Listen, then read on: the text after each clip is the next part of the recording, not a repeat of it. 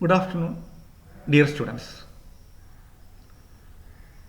In this class, we are discussing in detail about the research process.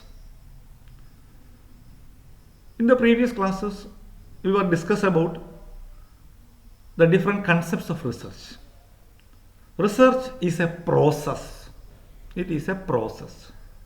It consists of a series of actions or steps necessary to carry out in a proper way. So it is a process with different steps. It includes several activities with close relation.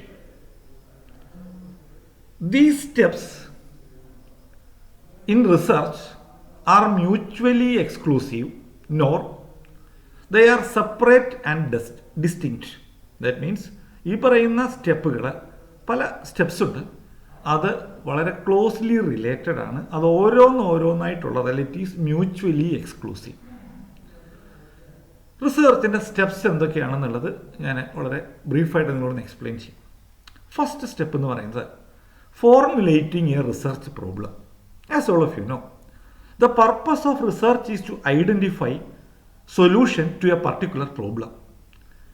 You should identify the problem to be studied in detail and in specific. There are two types of problems. Those which relate to states of nature and relate to relationship between variables. So, ഒരു പ്രത്യേക പ്രതിഭാസവുമായി ബന്ധപ്പെട്ടോ അല്ലെങ്കിൽ variables രണ്ട് ഘടകങ്ങളുമായി ബന്ധപ്പെട്ടോ. അപ്പം there are two types of problems, those which relate to states of nature and relate to relationship between variables. അപ്പോൾ നമ്മൾ research തുടങ്ങുന്ന സമയത്ത് you have to identify the problem in a general way. Then the next step is going into the depth of the problem. Study the problem thoroughly and rephrasing, modifying the problem in a meaningful way. You have to go into the depth of the problem and to make the problem precise or specific. For that, you have to read a lot of articles, a lot of books. This process of reading, studying related materials is known as review of literature. By making this review of literature, you can go into the depth of the problem. It will help the researcher to specify the research problem. അപ്പോൾ നമ്മൾ മനസ്സിലാക്കേണ്ട ഒരു കാര്യം, ഒരു റിസർച്ചിൽ ഏറ്റവും പ്രധാനപ്പെട്ട കാര്യം എന്ന് പറയുന്നത് ഫോർമുലേറ്റിംഗ് ദ റിസർച്ച് പ്രോബ്ലം. അപ്പം defining the research problem, and it is A step which is having greatest importance in the entire research process. If the problem is not properly identified, you will be confused in the different stages of the problem. The objectivity and validity of the problem should be verified before starting the research. Formulation of research is a sequential activity. It is done in a step-by-step manner. ഒന്നാമത്തെ step എന്ന് പറയുന്നത് formulating a research problem. ഒരു ജനറലായ research പ്രോബ്ലത്തെ വായനയിൽ കൂടെ വളരെ specific ആയിട്ടുള്ള ഒരു പ്രോബ്ലമാക്കി മാറ്റി നമ്മൾക്ക് പഠിക്കാം എന്നൊരു കോൺഫിഡൻസ് ഉണ്ടാക്കുന്ന, ഒബ്ജക്റ്റിവിറ്റി ആൻഡ് വാലിഡിറ്റി നടത്തുന്ന ഒരു സ്റ്റെപ്പാണ് formulating the research problem. Second one is extensive literature survey. So review of literature is a very important process in the research for developing theoretical concept in the researcher. There are two types of literature. First one, conceptual literature. It means the concepts and theories. You have to go into the depth of the theories related to that particular aspect, concepts related to that particular aspect. Conceptual clarity. You have to develop a conceptual clarity. For that, you have to read books and journals related to the conceptual aspects. Second one, empirical literature. So empirical literature focuses on studies directly related to the topic you are going to select. You can have an idea about the current situation of the topic which you are going to study. How much studies are conducted there, how these studies are distinct from our study. ഇപ്പം രണ്ട് തരത്തിലുള്ള literature ആണുള്ളത്. Conceptual literature, that means it related to theories. രണ്ടാമതായിട്ട് empirical literature related to the current studies. So this review of literature can be made by reading journals, different government reports, books, online sources, etc. So you have to go through all these sources, then only you can have a very good idea about the topic which you are going to study. The earlier studies related to your topic should be studied in detail. This will help the researcher in two ways. One, to develop a theoretical background. Two, to find the research gap. That means how your study is different from others. So review of literature help a research scholar in two ways. One, to develop a theoretical framework. Two, to identify the research gap. Then the third step is development of hypothesis. As all of you know, in the research you have to study in detail about the hypotheses. Hypotheses are some tentative assumptions made in order to draw out and test its logical consequence. There are some scientific assumptions based on some concepts. Our study is focusing on the assumptions or these hypotheses formulated by the researcher. By testing this hypothesis, we can make some logical conclusion, logical observation. Hypothesis should be specific. It should be clear, it should be specific. Similarly, it can be tested by using statistical tools. Can be tested by using statistical tools. Hypothesis helps the researcher to guide the research in the right track, correct track, and provides a focal point. ഏത് ദിശയിലേക്കാണ് നമ്മൾ റിസർച്ചിനെ കൊണ്ടുപോകേണ്ടത് എന്ന് നമ്മളെ ബോധ്യപ്പെടുത്തുന്ന ഘടകങ്ങളാണ് hypothesis. It also indicates the type of data required and the method of analysis. How you have to analyze your data, that is also based on the hypothesis. So മൂന്നാമത്തെ step എന്ന് പറയുന്നത് development of hypothesis. You have to develop some hypothesis related to your topic and test the hypothesis for making some valid conclusion. The fourth step is preparing the research design. So research design is a very important concept related to the research. It is the framework of research method and techniques chosen by a researcher. So you have studied about research methodology. അപ്പം അതിനകത്ത് നമ്മൾ research മെത്തേഡ്സും ടെക്നിക്സും ചേർന്നാണ് research methodology. അപ്പോൾ research design എന്ന് പറയുന്നത് it is a framework of research method and techniques selected by a researcher. അപ്പം ഇതിൻ്റെ ആവശ്യം എന്താണെന്ന് ചോദിച്ചാൽ it helps the researcher to collect relevant evidence with optimum effort, time and expenditure. ഇപ്പോൾ research is a lengthy process. It needs a lot of time, money, as well as other aspects. But how you can scientifically collect the required data with optimum effort, time and expenditure? The research design allows the researcher to identify research methods that are suitable to the subject matter related to your study. So the following points are to be considered while designing the research. That is, means of obtaining information, how you are going to collect the information, the ability of the researcher, the capacity, the skill of the researcher, the information, how you are going to collect the information, the time required for collecting the information, and the cost factors. Only by considering these factors, you can design your research.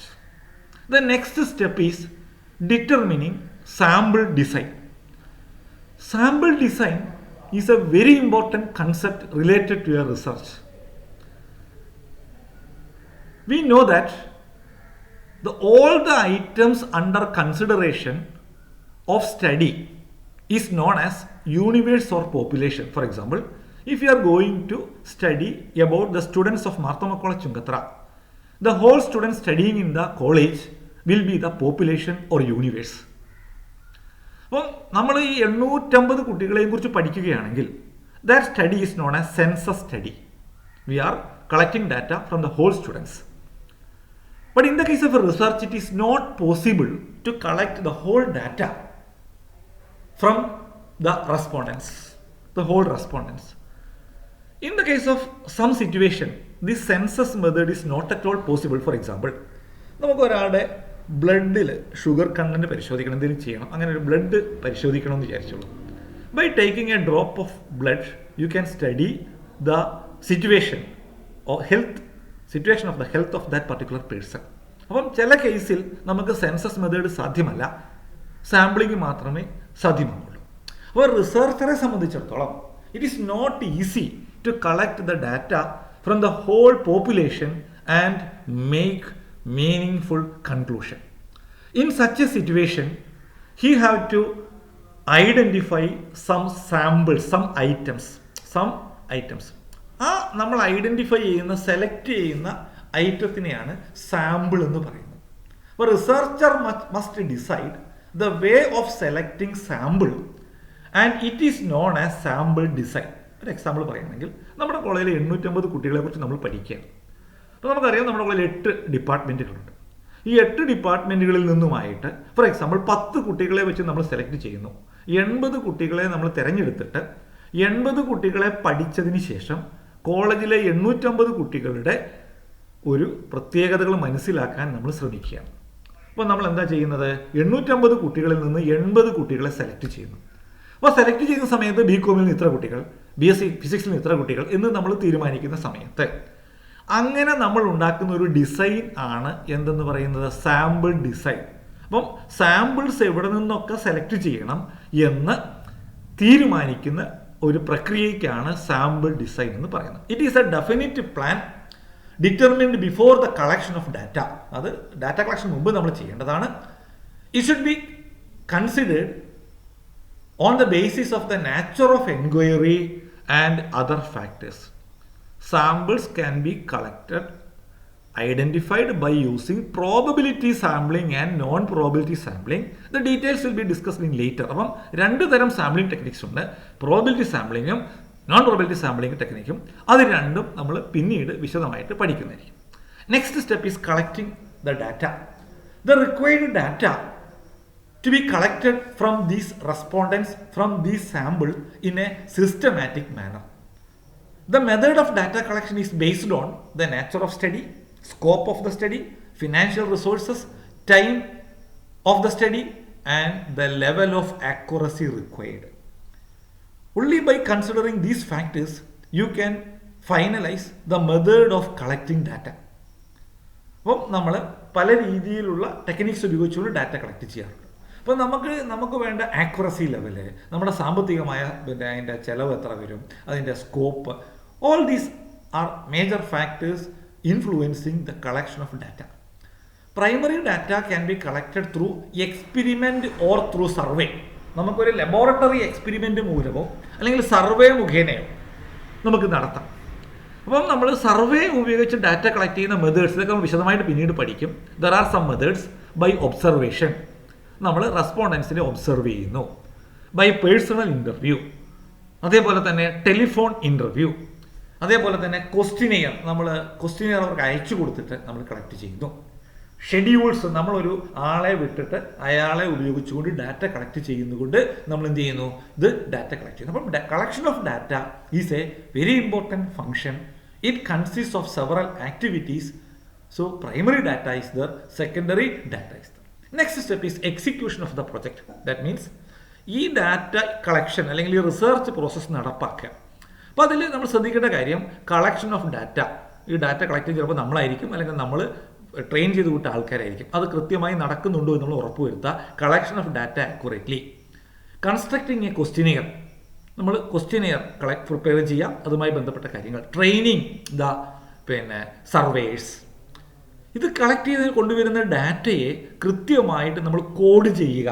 അതിനെ നമ്മൾ കൃത്യമായിട്ട് code ചെയ്യുക, coding of data. അതേപോലെ field check. നമ്മൾ ഈ data collect ചെയ്യാൻ പോകുന്ന ആൾക്കാർ കൃത്യമായി ഡാറ്റ കളക്ട് ചെയ്യുന്നുണ്ടോ എന്നുള്ളത് നമ്മൾ ചെക്ക് ചെയ്യണം. Survey should be under A statistical control. നമ്മൾ ഉദ്ദേശിക്കുന്ന സ്റ്റാറ്റിസ്റ്റിക്കൽ ആക്യുറസി അതിന് കിട്ടുന്നുണ്ടോ എന്നുള്ളത് നമ്മൾ ഉറപ്പുവരുത്തും. അപ്പോൾ execution of the project means overall ഈ റിസർച്ച് വർക്ക് നടക്കുമ്പോൾ നമ്മൾ ഡാറ്റ കളക്ഷനും അതുമായി ബന്ധപ്പെട്ട കാര്യങ്ങളെല്ലാം കൃത്യമായി നടക്കുന്നുണ്ട് എന്ന് നമ്മൾ ഉറപ്പുവരുത്തണം. Next step is analysis of data. നമ്മൾ കളക്ട് ചെയ്ത ഡാറ്റ നമ്മൾ സിസ്റ്റമാറ്റിക് ആയിട്ട് നമ്മൾ റെക്കോർഡ് ചെയ്ത് അനലൈസ് ചെയ്യണം. അപ്പം we have to create categories. We have to create categories. We have to process the raw data. നമ്മൾ ക്വസ്റ്റ്യനറി വന്ന ഡാറ്റയെ പ്രോസസ്സ് ചെയ്യണം. അപ്പോൾ അതിനെ കോഡ് ചെയ്യണം. നമ്മൾ ഓരോന്നിനും ഇപ്പോൾ SPSS-ലാണ് നമ്മൾ ചെയ്യുക. എല്ലാത്തിനും കോഡ് നമ്പറാണ് കൊടുക്കുക. For example male 1, female 2. അപ്പോൾ 1 എന്ന് പറഞ്ഞാൽ മെയിൽ, 2 എന്ന് പറഞ്ഞാൽ female. Coding of data. Editing of data for improving quality. For example ചില കാര്യങ്ങൾ ക്ലിയർ ആയിട്ടുണ്ടാവില്ല, അതൊക്കെ നമ്മൾ എഡിറ്റ് ചെയ്യാം. ടാബുലേഷൻ, അത് വളരെ പ്രധാനപ്പെട്ട റിസർച്ചിൻ്റെ ഒരു സ്റ്റെപ്പാണ്. ടേബിൾസ് പ്രിപ്പയർ ചെയ്യുക. അപ്പോൾ നമ്മൾ കളക്ട് ചെയ്ത ഡാറ്റയെ ടേബിൾസിലേക്ക് മാറ്റുക. ഈ ടേബിൾസിലേക്ക് മാറ്റിയതിന് ശേഷമാണ് നമ്മൾ എന്തിലേക്ക് പോകുന്നത്? അനാലിസിസിലേക്ക് പോകുന്നത്. നമ്മൾക്ക് ആവശ്യമുള്ള സ്റ്റാറ്റിസ്റ്റിക്കൽ ടൂൾ ഉപയോഗിച്ചുകൊണ്ട് നമ്മൾ ഈ ടേബിളുകൾ ഉള്ള ഡാറ്റയെ അനലൈസ് ചെയ്യുന്നു. Drawing statistical inferences. So researcher can analyse the collected data with the help of statistical techniques. നമ്മളിപ്പോൾ റിസർച്ച് ചെയ്യുമ്പോൾ SPSS എന്ന് പറയുന്ന ഒരു സോഫ്റ്റ്വെയർ ഉപയോഗിച്ചിട്ടാണ് നമ്മൾ ഡാറ്റ അനാലിസിസ് ചെയ്യുന്നത്. Next step is hypothesis testing. നമുക്ക് എവർക്കും അറിയാവുന്ന പോലെ we have made some hypothesis. These hypothesis are the core concepts related to our study. These hypotheses are to be tested by using appropriate statistical techniques. So, hypothesis testing. Next is generalization and interpretation. അപ്പോൾ നമ്മുടെ സ്റ്റഡിയുടെ findings ഉണ്ട്. ഈ ഫൈൻഡിങ്സിനെ ഉപയോഗിച്ചുകൊണ്ട് നമ്മൾ സാമ്പിൾസിനെ ഉപയോഗിച്ച് നടത്തിയ പഠനം അത് എത്രത്തോളം ജനറലൈസ് ചെയ്യാൻ പറ്റും, എത്രത്തോളം ഇൻ്റർപ്രറ്റ് ചെയ്യാൻ പറ്റും. അപ്പം generalisation and interpretation means making conclusions based on our study. So we can build a theory based on our findings. Interpretation of data creates new questions for further research. അപ്പോൾ നമ്മൾ നടത്തിയ പഠനത്തിൻ്റെ അടിസ്ഥാനത്തിൽ അതിൻ്റെ കൺക്ലൂഷനിൽ നിന്ന് പുതിയ പുതിയ ചോദ്യങ്ങൾ വരുന്നു, പുതിയ പുതിയ തിയറീസ് വരുന്നു. അതാണ് ജനറലൈസേഷൻ ആൻഡ് ഇൻ്റർപ്രിട്ടേഷൻ. ഏറ്റവും അവസാനമുള്ള സ്റ്റെപ്പാണ് preparation of report or thesis. നമ്മുടെ റിസർച്ച് തിസീസ് അല്ലെങ്കിൽ റിപ്പോർട്ട് പ്രിപ്പയർ ചെയ്യുക. സോ ഫൈനൽ റിപ്പോർട്ടിനകത്ത് കുറേ അധികം അതിൻ്റെ പാർട്സ് ഉണ്ട്. അതിനൊരു ലേഔട്ട് ഉണ്ട്, ഒരു സയൻറ്റിഫിക് ഫോർമാറ്റ് ഉണ്ട്, പ്രിലിമിനറി പേജസ്, അതിൽ കുറേ കാര്യങ്ങൾ പറയുന്നുണ്ട്. മെയിൻ ടെക്സ്റ്റിൽ നമ്മുടെ introduction, theoretical framework, analysis, findings, അതൊക്കെ മെയിൻ ടെക്സ്റ്റിൽ വരണം. അതിൻ്റെ അപ്പൻഡിക്സ് ഉണ്ടാവും, അതിന് അനുബന്ധങ്ങൾ, അതിനകത്ത് ക്വസ്റ്റിനെയർ, ബിബ്ലിയോഗ്രഫി, ഇങ്ങനെയുള്ള കാര്യങ്ങളുണ്ടായിരിക്കും. ഇങ്ങനെയുള്ള 9 സ്റ്റെപ്സ് അടങ്ങുന്ന ഒരു പ്രക്രിയയാണ് റിസർച്ച്. അപ്പം ഇത് വളരെ പ്രധാനപ്പെട്ട ഒരു കൺസെപ്റ്റാണ്. ഇതിന് ഓരോന്നും ഓരോ ചാപ്റ്ററായിട്ട് നമ്മൾ പിന്നീട് പഠിക്കുന്നതായിരിക്കും. അപ്പോൾ സാമ്പിളിംഗ് ടെക്നിക്സും മറ്റു കാര്യങ്ങളൊക്കെ നമ്മൾ പിന്നീട് ഡിസ്കസ് ചെയ്യുന്നതായിരിക്കും. അപ്പം this is A very important concept. These steps are very important while conducting A research. Thank you.